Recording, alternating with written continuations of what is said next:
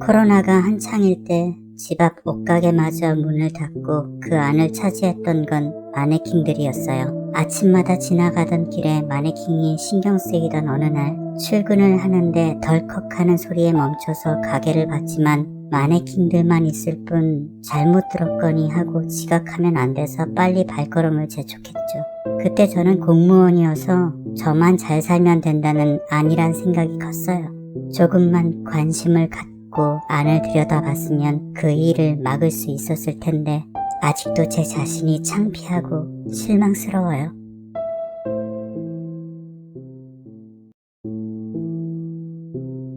필리핀 친구와 단편영화 촬영지를 물색하던 중 폐 건물 하나가 눈에 띄길래 친구한테 저 폐가는 뭔가 남다르다 하니까 친구가 말하더군요. 저건 폐가가 아니라 흉가고 저기에서 많은 사람들이 자살을 했다는. 무서웠지만 폰으로 사진을 남겨놨는데 살펴보던 중 이상한 게 찍혔어요. 이 기괴한 얼굴 형태, 이건 대체 뭘까요?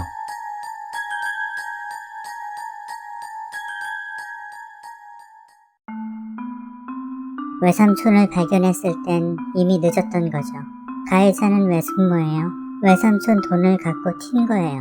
부검 결과 외삼촌 몸에서는 다량의 독극물이 발견됐고요. 그렇게 외숙모, 아니 그년을 수소문하기 3년이 됐을 무렵 그년의 행방을 찾았지만 그년도 발견됐을 땐 이미 늦었던 거죠. 몰골이 말이 아니었고 몸이 뜯겨 먹어진 것 같은 모습이었어요. 목격자들 말로는 평소에도 거의 뼈만 남은 모습이었다고. 전 그 이유를 알아요. 외삼촌이 돌아가시기 전에 했던 마지막 말.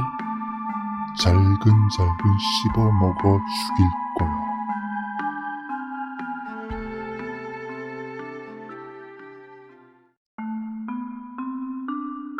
너 거기 엘리베이터 탈 때 검은색 머리에 이쁜 여자 같이 타면 조심해. 귀신이니까.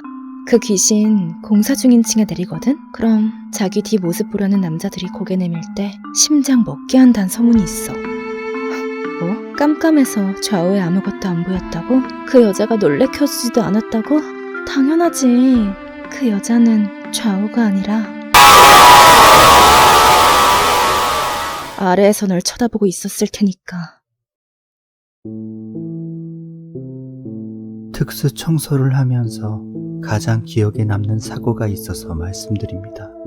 건설 현장이었어요. 사각형으로 구멍이 난 크고 무거운 철판을 옮기는 작업 중 아마 중장비가 제대로 갖춰져 있지 않았기에 포크레인으로 매달아 높은 곳으로 옮기려 했나봐요. 근데 지탱하던 사슬 같은 것이 너무 오래됐고 또한 철판의 비중이 무거워 그 아래에서 잠시 쉬고 있던 건설 인부에게 떨어지고 말았죠. 그때 그 돌아가신 분의 모습은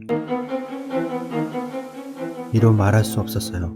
그 이후로 건설사의 부주의로 판명이나 유족들은 보상을 받았지만 그때 포크레인을 운전하셨던 분은 동료의 죽음에 대한 죄책감으로 그만 극단적인 선택을 하게 되었죠. 오래전 일이지만 죽어서도 잊히지 않을 그런 사건이었습니다. 다시 한번 삼각 고인의 명복을 빕니다.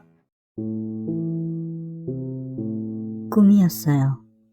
맨발로 너무 많이 걸었고 발도 시려서 한참을 서성이는데 어떤 사람이 힘들겠다면서 이쁜 슬리퍼를 신으라며 보여주더라고요. 근데 어디선가 들은 적이 있었어요. 꿈에서 망자가 주는 신발은 절대로 신어서는 안 된다고. 그 사람 모습이 결코 이 세상 사람이 아니었거든요.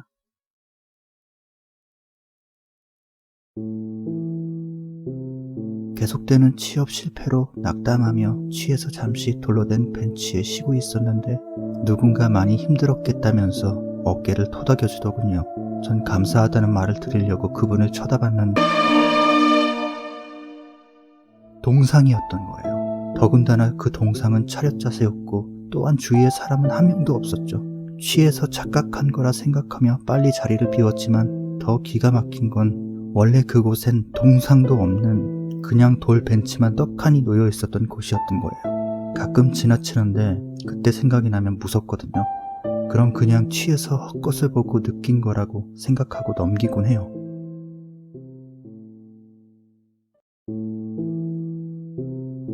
겨울에 무슨 비가 이렇게 오냐고 중얼거리며 약속 장소를 가고 있는데 어떤 꼬마가 제 말을 따라 하더라고요. 그래서 혼내주려고 어디서 어른을 놀려? 하고 주위를 둘러봤는데 아무도 없었고 캄캄하게 비만 내리고 있더라고요.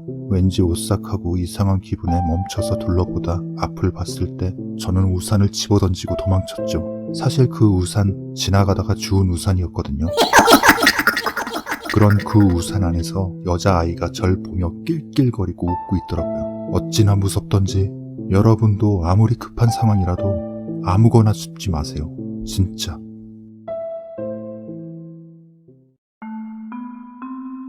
버스 정류장에서 학원 가는 차를 기다리고 있었죠. 휴대폰만 보고 있어서 그런지 옆에 여자분이 있다는 걸 몰랐어요. 헐깃 보니까 머리에 윤기도 있고 아름다우신 분 같았어요. 그런가 보다 하고 3분쯤 버스가 올 때가 다 되어서 옆을 봤는데 여성분은 온데간데없고 그 자리에 웬 종이백 하나가 놓여있더라고요. 근데 사람이 찝찝한 느낌이라는 게 있잖아요. 조심히 백 안을 들여다봤는데 사람의 정수리랑 머리카락이 보이는 거예요. 대낮인데도 소름이 확 끼치더라고요. 툭툭 쳐보니 다행히 가발인 것 같더라고요. 만지기도 싫어서 일단 사진을 찍어뒀어요. 그래서 첨부 파일 보내드립니다. 대체 어떻게 된 일일까요?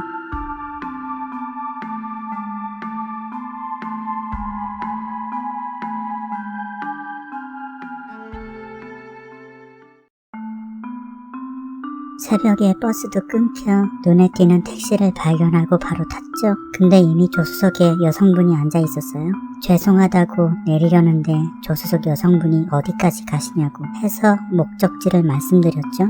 여성분은 기사님에게 들었지? 출발해 라고 기사님을 재촉하시더라고요. 근데 그 여성분 얼굴이 초췌하고 핏기도 보이는 게 좀 뭔가 이상했어요. 그때 기사님이 죄송하지만 내려주시겠어요? 제발 하면서 뒤돌아보셨는데 기사님 모습이 마스크랑 모자를 눌러 쓰셨는데 이분은 얼굴에 빨갛게 뭔가 튄 게 마치 피 같았거든요. 아, 이건 진짜 타다간 큰일 나겠다 하고 바로 내렸죠. 그런 택시는 달아나듯 바로 가버리는데 그때 그 섬뜩함이란 그 두 사람이 무슨 일이 있었는지는 모르지만 그 적막한 그 공포감은 정말 다시는 기억하고 싶지 않네요.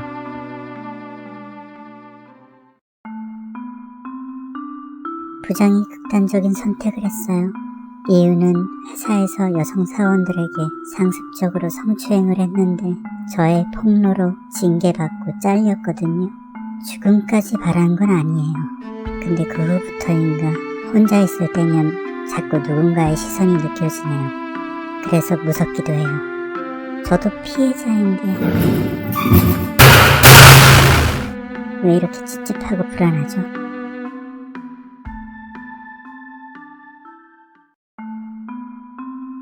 (15년) 전쯤 일이에요.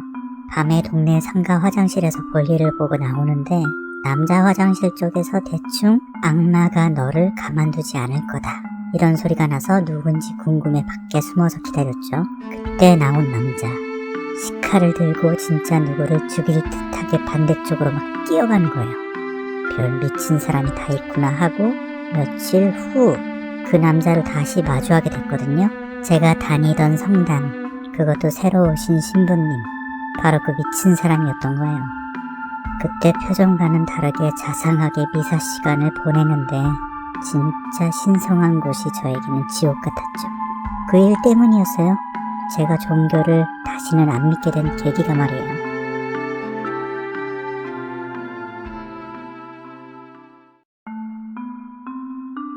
엘리베이터를 타고 4층을 눌렀어요. 그때 뒤따라 쓱 하고 남자가 타더니 3층을 누르더라고요. 그리고 3층에 도착했는데 조용하기만 하고 남자가 안 내리는 거예요. 그래서 주위를 둘러봤을 때 엘리베이터 안에 아무도 없는 걸 보고 전 너무 놀란 나머지 바로 내렸죠. 정말 맹세코 거짓말 안 하고 남자가 탄 것도 보고 3층을 누르는 손까지 봤거든요. 그럼 대체 그 남자는 어디로 간 걸까요?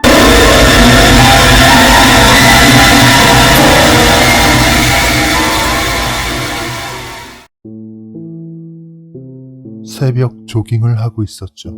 그런데 조깅 코스 옆 하천에서 마네킹 비슷한 게 둥둥 떠다니더군요. 자세히 보니 그건 사람 얼굴이었죠. 그렇게 꿈에서 깨어났고 너무 찝찝한 기분에 아침 뉴스를 틀자 지역 방송에서 우리 동네 하천에 훼손된 시신이 발견됐다는 보도가 나오더군요. 내가 예지몽을 꿨구나 생각했지만 미스테리한 건 뉴스에서는 머리만 없는 시체였고 저의 꿈에선 머리만 보였다는 겁니다. 이게 뭘 의미하는지는 모르지만 아직도 시신의 머리를 발견하지는 못하고 있다고 합니다.